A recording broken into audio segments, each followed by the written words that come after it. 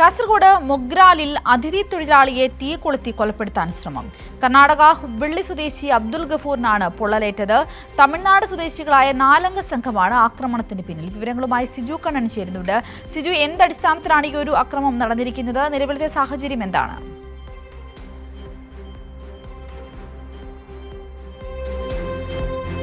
സിന്ദൂരി, ഇന്ന് പുലർച്ചെയാണ് മൊഗ്രാലിൽ യുവാവിനെ തീ കൊളുത്തി കൊലപ്പെടുത്താൻ ശ്രമിച്ചത്. കർണാടക ഹുബ്ലി സ്വദേശിയായ അബ്ദുൽ ഗഫൂർ 45 വയസ്സുകാരനാണ് ഗുരുതരമായി തീപ്പൊള്ളലേറ്റത്. തമിഴ്നാട് സ്വദേശികളായ 4 അംഗ സംഘമാണ് ആക്രമണം നടത്തിയത്. നിർമ്മാണ മേഖലയിൽ മേസ്ത്രിയായി ജോലി ചെയ്യുന്നയാളാണ് അബ്ദുൽ ഗഫൂർ. വർഷങ്ങളായി കുടുംബവുമൊത്ത് മൊഗ്രാൽ കൊപ്പളത്ത് വാടക ക്വാർട്ടേഴ്സിൽ താമസിക്കുകയായിരുന്നു.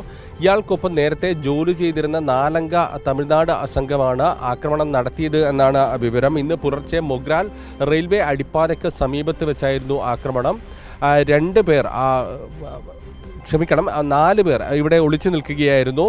പുലർച്ചെ 5:30യോടുകൂടി ഇയാൾ ക്വാർട്ടേഴ്സിൽ നിന്ന് ദേശീയപാതയിലേക്ക് കടക്കുമ്പോൾ ഒരാൾ ഓടിയെത്തി ഇയാളെ പിടിച്ചു നിർത്തി മണ്ണെണ്ണ ദേഹത്തെ കൊഴിച്ചു. അതിനുശേഷം മറ്റൊരാൾ തീ കൊളുത്തുകയായിരുന്നു. തീ കൊളുത്തി ഗുരുതരമായി പൊള്ളലേൽക്കുന്ന സമയത്ത് ഇവർ 4 പേരും രക്ഷപ്പെട്ടു. ശബ്ദം കേട്ട് അയൽവാസികളാണ് ഇയാളെ ആശുപത്രിയിൽ എത്തിച്ചത്. കുമ്പള സഹകരണ ആശുപത്രിയിലാണ് ആദ്യം എത്തിച്ചത്. അവിടെ നിന്ന് വിദഗ്ധ ചികിത്സയ്ക്കായി പരിയാരത്തെ കണ്ണൂർ മെഡിക്കൽ കോളേജ് ആശുപത്രിയിലേക്ക് മാറ്റിയിട്ടുണ്ട്. ഈ 4 പേരും നേരത്തെ ഇയാൾക്കൊപ്പം ജോലി ചെയ്തിരുന്നയാളാണ്. ഇവർക്ക് ഈ ജോലി ചെയ്തതുമായി ബന്ധപ്പെട്ട് 3000 രൂപ നൽകാനുണ്ട് എന്നാണ് അബ്ദുൽ ഗഫൂർ പറയുന്നത്. നേരത്തെ സീതാങ്കുടിയിൽ ജോലി ചെയ്തതുമായി ബന്ധപ്പെട്ടാണ് ഈ തുക നൽകാനുള്ളത്. ഇത് ആവശ്യപ്പെട്ടിരുന്നു ഇവർ. എന്നാൽ എഞ്ചിനീയറിൽ നിന്ന് വലിയൊരു തുക തനിക്ക് ലഭിക്കാനുണ്ട്.